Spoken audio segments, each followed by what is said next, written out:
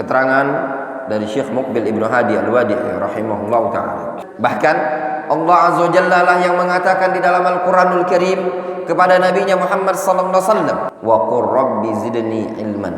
Katakan ya Muhammad, rabbi zidni ilman. Ya Allah, berikan tambahan ilmu untukku ya Allah.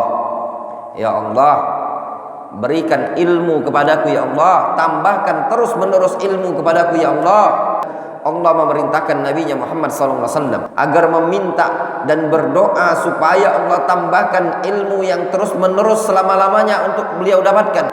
Al-Imam Al-Hafidh Ibnu Katsir rahimahullah ta'ala ketika beliau mengomentari ayat ini dalam tafsir beliau, kata Ibnu Katsir, makna ayat ini ay zidni minka ilman, ya Allah tambahkan ilmu darimu ya Allah. Ya Allah, berikan ilmu kepadaku ya Allah, ilmu yang berasal darimu ya Allah, yaitu apa?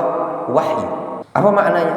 Dikatakan oleh Imam Ibnu Uyainah rahimahullah ta'ala, Sufyan bin Uyainah, beliau mengatakan walam yazal sallallahu alaihi wasallam fi ziyadatin minal ilmi hatta tawaffahu Allah azza wajalla. Nabi sallallahu alaihi wasallam senantiasa mendapatkan tambahan ilmu sampai Allah wafatkan.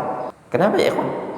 Dikarenakan ilmu yang beliau inginkan adalah wahyu dari Allah Subhanahu wa taala. Oleh karena inilah disebutkan dalam hadis, innallaha taba'al wahya ala rasulih. Allah Azza wa Jalla senantiasa mengikutkan wahyu tersebut kepada Rasul.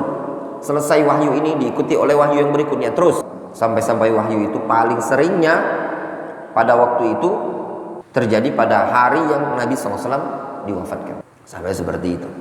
Allah Azza wa Jalla tidak memerintahkan Nabinya SAW untuk meminta tambahan sedikit dari perkara dunia. Allah tidak memerintahkan, ya Muhammad, qul rabbi zidni malan wa qul rabbi zidni ri'asatan wa qur rabbi zidni jahan. La.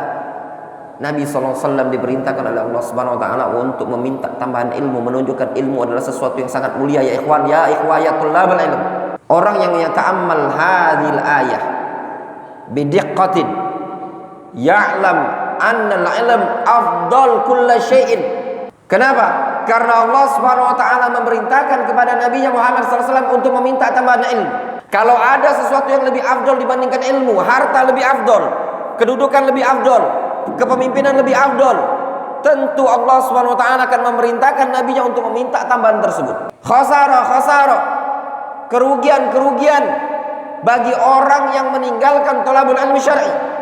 La yastafid minal ilm. Ini namanya orang yang merugi dunia dan akhirat. Tidak ada sesuatu yang paling afdol ba'dan nubuwah illa nasyrul ilm. Tidak ada sesuatu yang paling afdol setelah kenabian melainkan menyebarkan ilmu.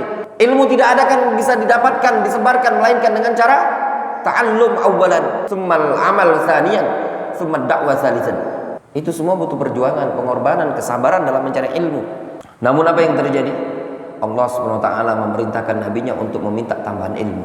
Demikianlah selayaknya bagi seorang mukmin agar dia senantiasa berada pada penambahan ilmu pada setiap waktu. Setiap waktu dia berupaya untuk mendapatkan tambahan ilmu, ada tambahan terus sehingga hari-harinya bisa menghasilkan ilmu.